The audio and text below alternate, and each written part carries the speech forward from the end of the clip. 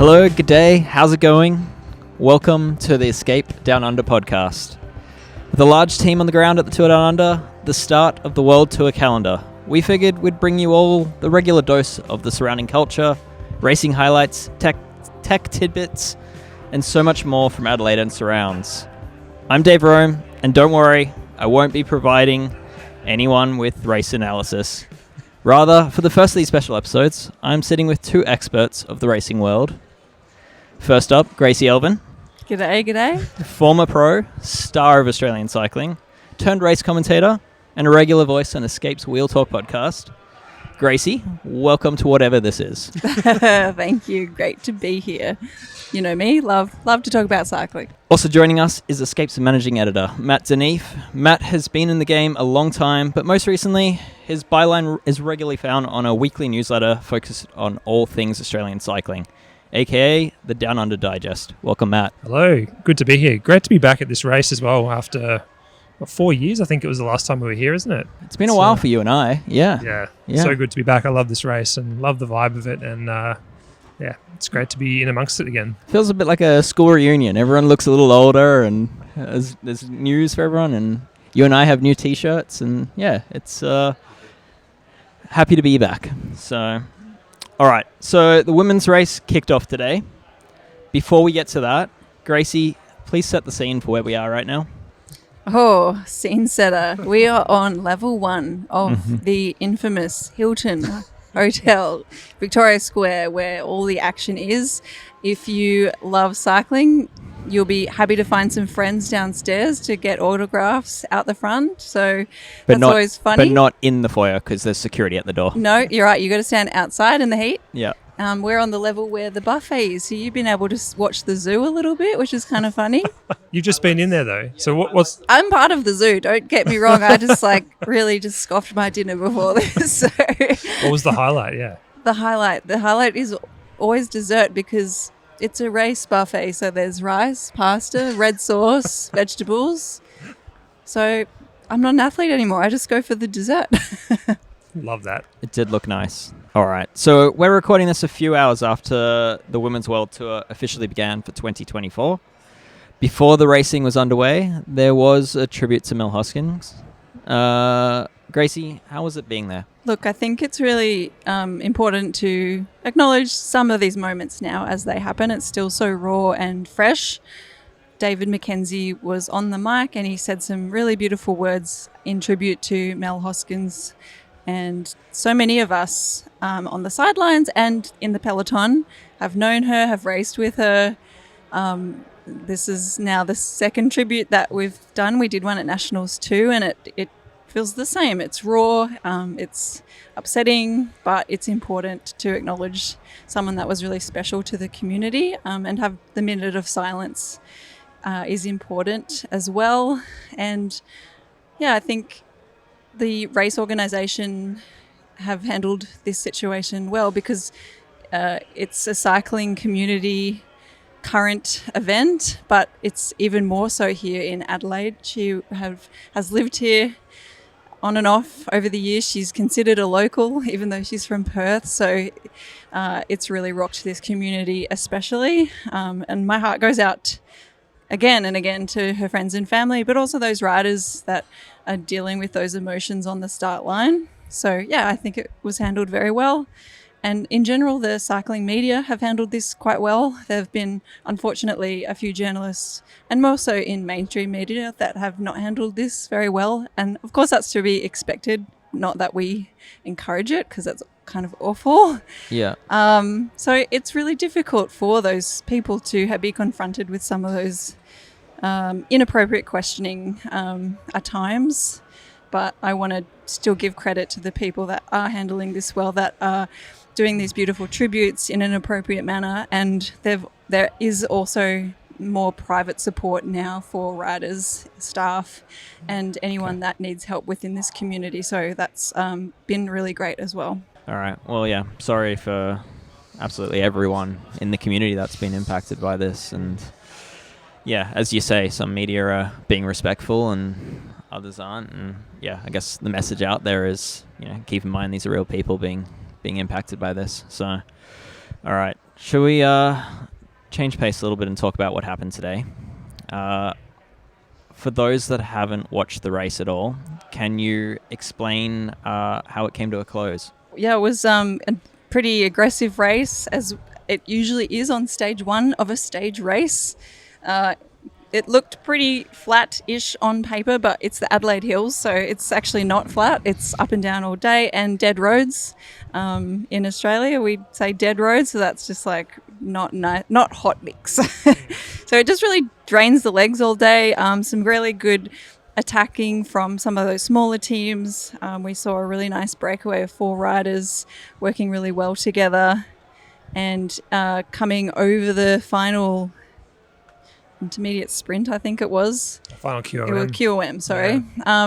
Matilda Reynolds took that really good moment to attack over the top of some of those riders that were contesting it, and she got away solo. And it was funny watching on the ticker and doing a bit of commentary, because I think the gaps were a bit on and off. So it was like, is it 2.5 minutes? Is it 1 minute? Is it 1.5 minutes? Oh, it's back out to 2 minutes. So I think we were all a bit on the edge of our seats going, has the peloton not calculated this properly, especially because it was such a fast run in down Gorge Road. So we're really used to seeing the men's peloton absolutely fly down Gorge Road to then take that left up corkscrew. But the women today, this year, they are not taking that left. They got to last year, which was pretty cool. But this year it was a really fast run into a sprint finish in Campbelltown. So I was pretty G'd for that, to see how that would turn out. But looked like Reynolds could have maybe stolen the show, but she was caught in the end.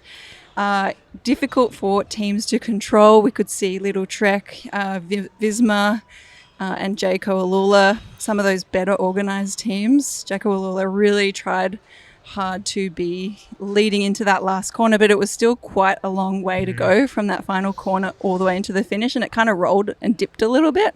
So still a relatively tough sprint to nail the timing of, and they did quite a good job at just a little bit too early. You can say that, happens all the time in bike racing, especially if you don't win. In hindsight, we can always go, oh, you just went too early. So on the camera, you're like, oh, they're doing pretty good. Well, Ruby Roseman Gannon did a really good lead out. Alex Manley was there too for Georgia Baker. Georgia Baker hit out, but it was Ali Wollaston from the AG Insurance team that just looks super strong, and she didn't just get it by an inch, she got it by half bike length. Matt, what can you tell us about Ali? First World Tour win, I believe. Yeah, first World Tour win. And she's just a very, very strong, very capable road and track rider. She's been balancing road and track for a few years. Kiwi national champion.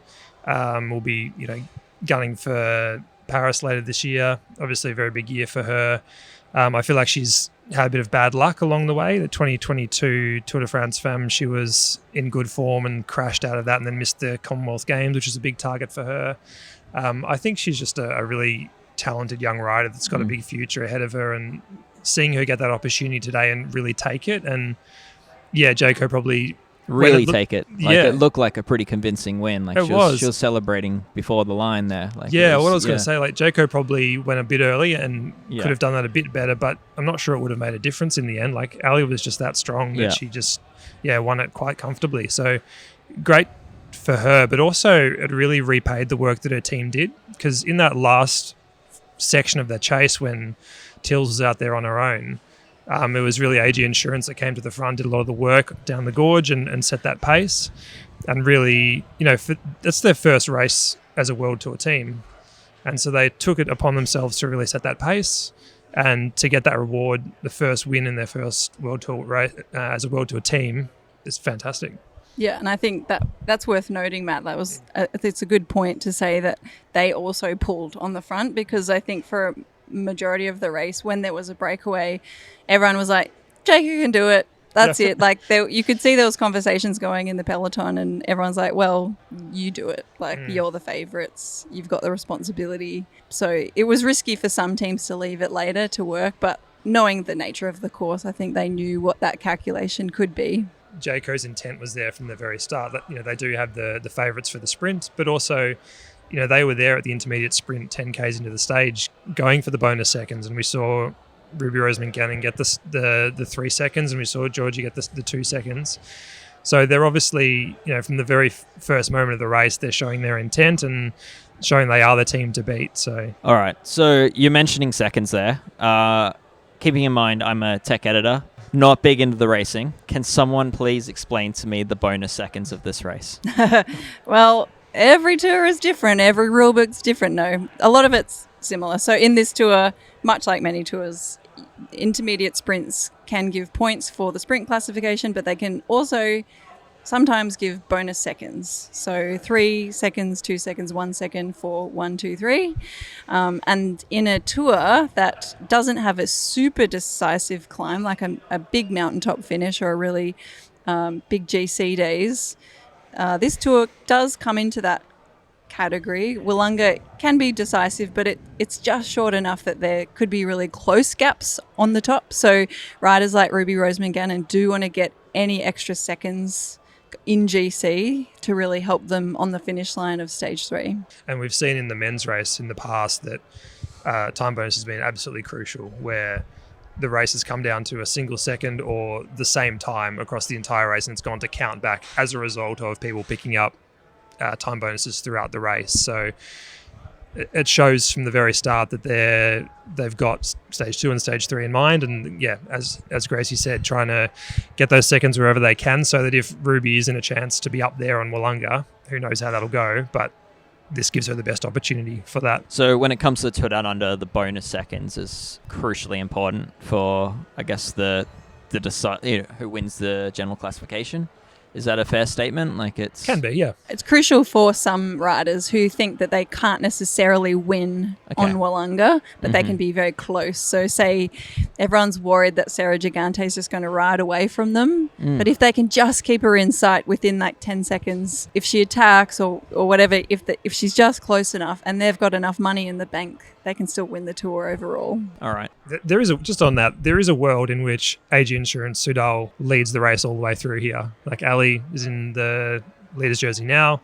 She might all be in it tomorrow. Who knows? But then Sarah could all win on Sunday. I don't know. It's a long shot perhaps. Because what does tomorrow's stage look like that's possible? It's hard. You've raced on Stirling before, right? That finishing circuit? It's very hard, yeah. It's deceptively hard, actually. The circuit itself doesn't look hard when you go and train on it. You're kind of like, it's nothing. And then racing it, it just really drains you, especially that final finish into Stirling.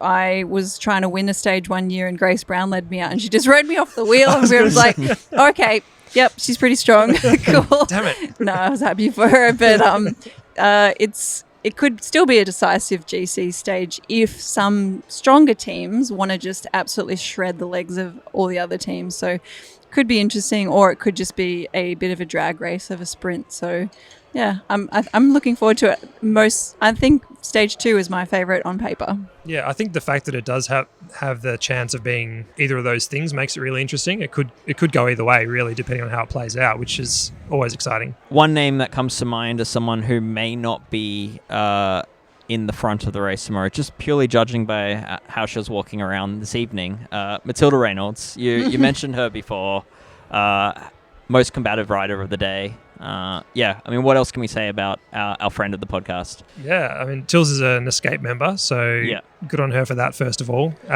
It's just such a really good ride. She was out there in the break to try and get the QOM jersey, and she wasn't able to do that. She didn't have the punch in her legs, which you can understand, being a rider that mostly does 250k gravel races now.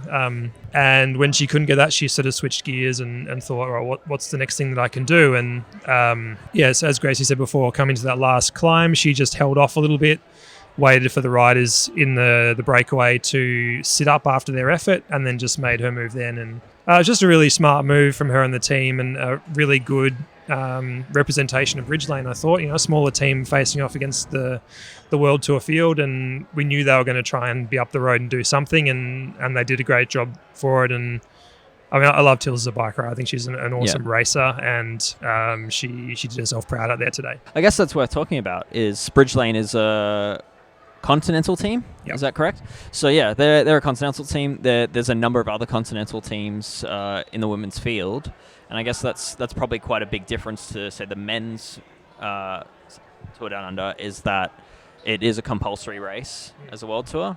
The women's race is not. What teams are missing from the world tour here this year? The teams. Well, there's It's only about 5 9. or 6 There's teams 9 missing, out. right? Yeah. Yeah. So Yeah. it would be 6, I think, because there's 15. I think That sounds about right. Yeah. I mean, I'm asking the question. I have a list. Yeah. So I mean, it's Phoenix de Koenig, it's Movistar, it's Roland, it's Uno X, it's SD Works, and Matt, I'm going to ask you to read the last one because I'm definitely going to butcher it again. Is it Uno X you're talking about? Second down on the list. Oh, Syracuse at WNT. Oh, Yeah. I hate saying that one. Yeah. They've been around for a while, and I butcher it every time too. I think the bigger picture to all this is that yes, the women's race isn't compulsory for World Tour teams. Yes, all the World Tour teams aren't here, but the growth of the women's race is actually quite remarkable. Yeah. It's a race that last year had 6 women's World Tour teams. It had 5 the last time. Yeah. It's got 9 this year. It's the biggest and best field we've had in that regard. Gracie, you'll be able to tell us it's grown so much in terms of the stature, the riders coming here, the organisation, all of it has grown so much, hasn't it? The support from the organisers as well behind it. Yeah. Massively, yeah. Well, when I was first kicking off in my career, it was only crits. Yep. And then it was a mini tour when they took us out to the boonies, and it was like no one was out there. And now it's proper stages in big towns that are happy to have the race. And another good thing to mention is the organisation is paying the flights for those international teams to come over, and they would like to keep building on that. So it's super important not just to have, like equal prize money or equal stage days and stuff like that.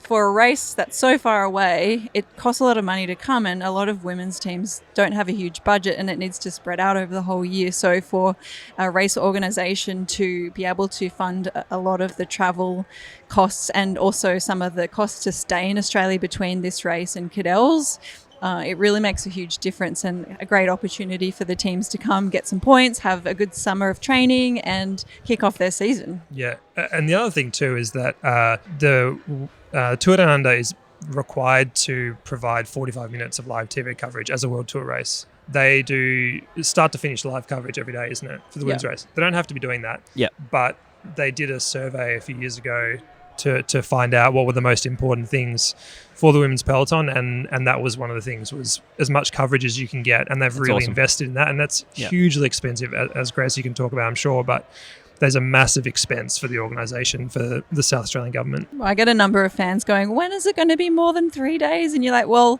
it would be nice if it was a touch longer, but man, this organisation is doing the process in the right steps. Yeah. So like, everything that you've said, I think that they've Year done on this year, very it's stepping well. up. Yeah. And in big ways. Yeah, for me, like my last Tour Down Under was 2020, and when I attended, tried to cover the women's tech side as much as possible, and you're staying in like a dorms basically back then, and that was a big step up from prior.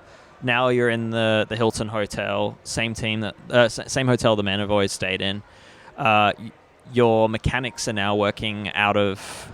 Sorry, the women's mechanics are now working out of like the exact same pavilion side by side to the men's team. So if there's a women's World Tour team that has a men's division, basically sharing mechanics, sharing resources there, that is something that I haven't seen before, and it's pretty incredible progress in that sense. The other impressive thing is that while the organisers and while the South Australian government is investing more in this, the cost of everything is going up as well. So the cost of putting on this event has gone up 30%. Like everything is costing 30% more than it was pre-pandemic. And that's everything from police to barriers to cost of flights to everything, petrol, whatever it might be. All of that adds up.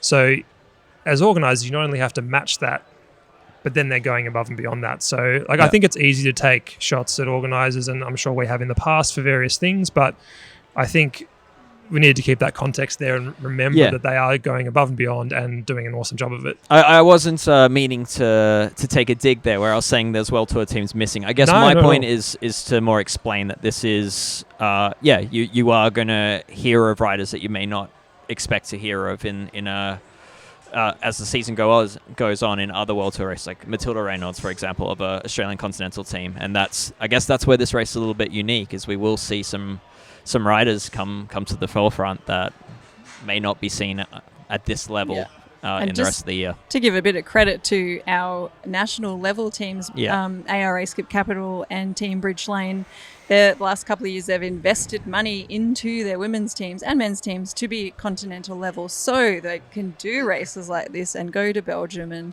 go to Asia and stuff. So if it wasn't without some of their backing and stuff, they wouldn't be here either, because we have seen some slim years where you have a small women's peloton here because it's only the big teams. The small teams don't have the license to race. It's such a missed opportunity because the NRS isn't really that great here, so it's so sad if they don't get to come and race this. Yeah. And what it's showing for me is, like, obviously this is a very small sample. There's only a very small number of continental teams here, but there's pretty incredible depth of field there when you consider it. Like, that the continental teams are very competitive here. So it's super cool for me to see. Okay, let's look into the crystal ball a little bit. 2 days from now the race comes to an end, and what are the picks? Who do you think will take this? Ooh, before this race started, I've put my money on Amanda Spratt.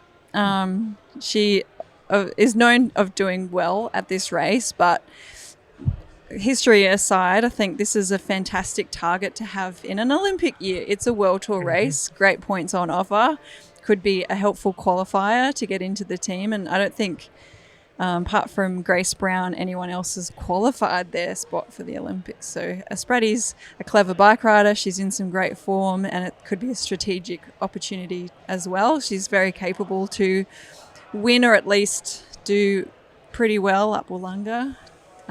Time bonuses are going to be an issue for her because she's not going for them by the look of it. But stage 2 is going to be a massive shake-up, so you could see her coming out a bit more out of the woodwork. So Gracie, who's your pick for stage 2 then? It sounds like maybe Spratty? Look, I think Spratty will be on the same time as the winner on stage 2. Okay. I think she's going to make sure she doesn't lose any time, maybe get some time bonuses, and there also is time bonuses on the finish line, so that's really helpful as well. I'm going to be looking at Grace Brown. She has won on this finish in the past. It really suits her strong sprint. Like, she's a bit more of a diesel sprinter. I wouldn't call her a sprinter, but she's very capable of doing well on a reduced group finish, especially if it goes uphill. And I think that it's tough to go past. So Ruby Rosamund Gannon too is in some super form too. So I think she'll be really wanting to try Australian and national champion. Yeah. Wants a stage win. Okay, Matt? I think Ruby's a chance tomorrow. I think I've got nothing to base this on besides just pure conjecture, but I wonder if Jayco will go for her tomorrow. The finish maybe suits her maybe a bit more than it does Georgia tomorrow, being uphill slightly, I would think. I'd like to see her up there. As you said, she's in amazing form, and the new Australian Champs kit looks great. Love to see that at the front of a race. And I think, stage 3 is a fascinating one. I think you're right, Gracie, that Spratty is just such a smart bike rider and knows what to do, knows where to be, knows how to measure her effort so well. I'm really curious to see how Sarah Gigante goes. She won here a few years ago when it was the Santos Festival of Cycling. Wasn't the same level of field as we have this race by a long shot. But she is a very talented climber, and this is a finish that suits her. But I just wonder how she goes pacing that effort against a really good field. That's going to be fascinating to see. And also really interesting to see that Cecily Uttrup-Ludwig was in the top 10 today in the sprint finish, which makes me think that she's taking it pretty seriously. She could be forgiven for just rocking up and having a quieter week, I think. But that to me makes it seem like she's here to race and to do well. Yep, it wasn't like a big stamp of showing good form, but if you're in the top 10 on a tricky sprint finish, that usually is a good indicator that you're going all right and you're taking it a bit seriously. So I think that's going to be an interesting one. It's most of the internationals, we don't really know the form. Like today was a bit of an indicator, but we're still quite, unsure of how some of these European and North American riders are going. But yeah, I think if she was in her peak Euro summer form, you'd think that Wollonga would suit her down to the ground. So, yeah, never know. I saw her training around the hills in Christmas time, so she might have been doing some secret training. I think tomorrow almost suits her as well. I think on her day, I think she's a sneakily good sprinter. You look at some of her results from the back half of last year, like Tour of Scandinavia, she was sprinting well. She can be good in those punchy finishes. So, Well, I don't know. the Sterling finish is much like that one at the Tour de France Femme in 2022. Yeah, Epinay, right? Yeah, Epinay. So, yeah. Who knows? Again, it just comes down to that form. And that is one of the fascinating things about these early season races, when you've got the combination of Aussies that are coming here in great form, having targeted nationals and this and Cadell's, and then the Euros, who most of them are here to, I don't know, train and work into the season. But if she's taken it seriously, who knows? And that's just one more point I want to make. It's really something that we've seen maybe the last 5 or 6 years, both in the men's and the women's, is that the Aussies don't kill it anymore in January and February. Yeah. It's actually much more leveled out. A lot of the Europeans are getting themselves into better shape throughout the Christmas period. So Aussies can't dominate anymore. You can't go to the Middle East and just smash all the Euros who are just coming out of their base training season, and a lot of Euros here are already in good shape. They do struggle a bit with the heat, but they're in good form. Once upon a time, I remember the Tour Down Under was almost like the Australians' chance to earn some UCI points, and for everyone else it was almost a training camp. It was it was get some racing in the legs, but suddenly like the assumption was that the Aussies were firing and let them race it out. Is there a reason that the Euros are so much better now, do you think? Why are they getting so much better so much earlier in the season? I'm not sure if I've got the best answer for that, but I assume it's just better coaching and better sports science, that they're able to manage the load of athletes better from off-season, pre-season and throughout the season. I think that the recovery strategies are so much better. They're not getting as burnt out. They're getting managed better nutrition. I think just all of those improvements across the board are just make that adjustment to training, getting back into peak fitness and doing those peaks and troughs through the season a bit more possible. I've also heard from riders suggest that the calendar has gotten so fiercely competitive that you kind of have to take every chance possible. So it comes back to what you're saying, Gracie, but it's like they get riders ready to be firing for every single race of the year now, and because they have to get those points. So women's teams are getting bigger now. We're seeing teams that have an average of about 15 riders instead of 10, so they can take more varied rosters and people can specialize more, and it's an Olympic year, so it's in women's cycling that's very important. Men's cycling, you can go 50-50 on that, but I think it's a lot of riders want to get those results on the board now because the selection period's ending in May. It's funny how there's so many conversations, so many sentences in analysis this season are going to be wrapped up with that line, it's an Olympic year. It frames everything, doesn't it? It's always there in the back of the riders' minds, from nationals in the first week of January all the way through to May for the selection and then beyond. It's such a big deal. All right, so before we wrap this up, Gracie, you just came straight from the team presentations.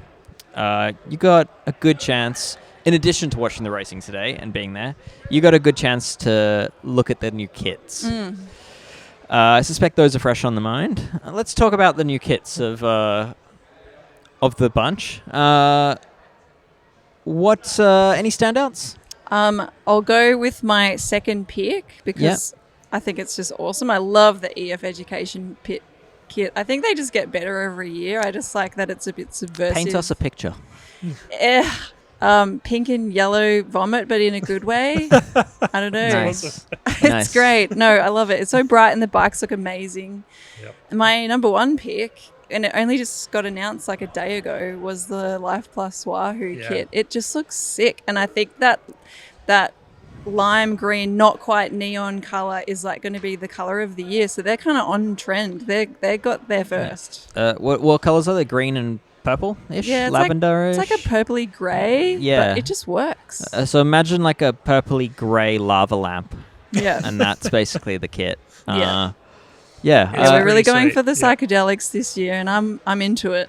Yeah, okay. They held back their kit launch by like a week beyond everyone else, just so they'd have a bit of clear air, and I think that's really done wonders for them. You know. And you see across the board in men's and more in the men's, but a little bit in the women's. Like you've got these really out there kits, and then you've got these really basic kits. There's not that much in between. What is Canyon SRAM still in their old kit? Because they're on their old bikes here. No, new kit. Okay. Still great. Yeah, that's nice. Yeah, they just always do a good job. I think it's Yeah. probably a bit worse than last year, but it's still very good. Okay. Matt, any to add to Gracie's list there? Controversially, I like the Jayco kit. I know some people don't like it, but I quite like it. I think it's nice. Matt, I think it's almost a throwback to UniSA Jayco. Maybe that's what it is. Maybe it's got the nostalgia vibes. Yeah, it's like that ochre and blue, and I've got one of those old kits, and it's cool. I'm gonna bring it back. Do you like it? The new one? Yeah, I think it's one of the better ones they've had for a while. I do like it. Yeah. Here's a question for you. So, say in your riding days, the team hands you a bunch of new kit on January 1st or whatever it is. You open the kit and you're like, oh, man, it's horrible. And you have to post it to social media. What's that like? I don't think I ever hated any. Okay. I got to a point where I was sick of wearing black and yellow because I think that went for about 3 years. Yeah. And I just was like, I'm not a teenage boy. I'm over it. But black is flattering, so it was okay. But well, we usually knew ahead of time, so it wasn't January 1. We'd open it up. We'd have a few months that you had embargoed and you can't post pictures. And 1 year, Sarah Roy, we were all told explicitly many times do not post a photo, and she still did and got in so much trouble. So, that's amazing. Yeah. I mean, half the time you were racing in the Aussie Champs kit anyway, so you had a not good quite kit. half. I'm giving you some credit. The one thing I never got was the stripes on the sleeves. I know. Bummed about that. I remember asking you about that at the time, like after you weren't the champ, and then it wasn't ever on your sleeves, and they never had a good answer for you, did they? Like some good kits this year, that's for sure. UAE is sneaky good as well. UAE Team 80Q kit. I think we were talking about that yesterday. Their bike is very interesting to me because their bike is an example of someone very financially savvy. And by that, I mean, so it's a Colnago, and it's got a really beautiful multicolored fork design, and they've matched it to like this kind of fading bar tape, and then there's the same multicolored pattern on the seat post, and it looks like a really nicely, classily designed bike. But what they've actually managed to do is use a completely stock black frame and make you think it's like completely team issue. I think it's very clever. Smart. Like so it's absolutely unmistakable, a really nice team bike. But at the same time, sneaky. They're not having to expensively paint a lot of frames. Yep. It's clever. So, Matt, what else is on that list? I think I mentioned it before, but Ruby Rose McGannon's Australian Champs kit. I think this is done very well. Very simple, very effective, and I don't know, obviously biased being Australian, but it's a good kit. EscapeCollective.com for a full feature on the bike as well. Exclusive, right? First one. And any others or? No, that's about it. I think okay. There's some good kits there. But as Gracie said, there's also some that are a bit... Yeah, so I want to know, most generic. That the Bahrain has gone a step backwards, maybe. I don't know, it just looks a bit boring in real life, the men's Bahrain Victorious kit. Oh, you're talking men's. Okay, yep. Yeah. And controversial, I like the new Bora Hansgrohe kit. I think it's a bit much, and like they said on stage, they have been called the Teenage Mutant Ninja Turtles. That's good. But it is so easy to pick as a commentator on air. Like, it's great. And I think because it all matches, they've got the socks, they've got the bikes, the helmets. Like, if the whole package is done well, I like that too. Yeah, it's quite a few of the Specialized sponsored teams seem to have really nice color schemes this year. So, yeah, it's one to watch. Most likely generated by AI. Maybe the DSM kit. There's some odd placement of various elements of that kit. Yeah, I don't like it. I'm going to say it. There's a bit going on, isn't there? I'm disappointed because DSM, I think they've been one of the nicer kits, actually. A basic but nice. Their bikes have been quite classy in recent years. Yeah. But this year, it doesn't look good, I don't think. Yeah, they took a shot. Good Try try. again next year. Yep. Yeah. Okay, and least likely you'd buy off a rack? I'll leave it after that, but I'm just, Probably the DSM one. Yeah, okay. Most likely. Too many sponsors, too little else going on. It's just a bit messy, yeah. Yeah. It looks like an F3 race car design. Brutal. Anything else to add, or should we wrap this one up for tonight and come back in a few nights? Well, I think just on the racing, I think that 2 really interesting days ahead, as we've talked about. The GC is really interestingly poised in the sense that there's no one with real gaps. None of the GC favourites or even the outsiders have lost any time today. There are some riders with, a few seconds bonus. We talked about Ruby getting 3 seconds. Baker's got a few seconds, but she won't factor on Wollonga. Sophia Bertazzolo, who was 3rd today, has got 4 seconds. She climbs well. Maybe not well enough to get up Wollonga. I'm not quite sure, but it's interestingly poised with 2 good stages to go. Gracie, any final thoughts? I think there were some really good thoughts there. I don't know if I have much to add. I'll write them down for my commentary. Look, I think that there's a few teams that went under the radar today. Lidl Trek is one of them. They were looking after each other a bit, but we didn't see them too much on camera, and I think that's probably a good sign. All right. Well, thank you, Matt, Gracie. That was the first of many Escape Down Under podcasts. Expect us to be back. Gracie, you're joining us again on Sunday. Yep. The final stage, the closure of the Tour Down Under Women's Edition, and the rest of the week we'll keep doing these as long as people are listening. So please listen. We've got Ian Trelaw will be joining us in future. Rupert Guinness will be on a couple. Matt, you'll be back. I'll be here. We'll try to get subtitles for Ronan to attend. And if you're a Escape Collective member, thank you. If you're not a member by now, you've probably realized we're offering these podcasts for free for everyone. So please subscribe, because you get good feelings by doing that in addition to this great content. And we appreciate it. And we greatly appreciate it. And it makes this content exist. We are in Adelaide because of our members. So thanks to all that support what we do. All right, good nights, and we'll see you again soon. Bye. Cheers.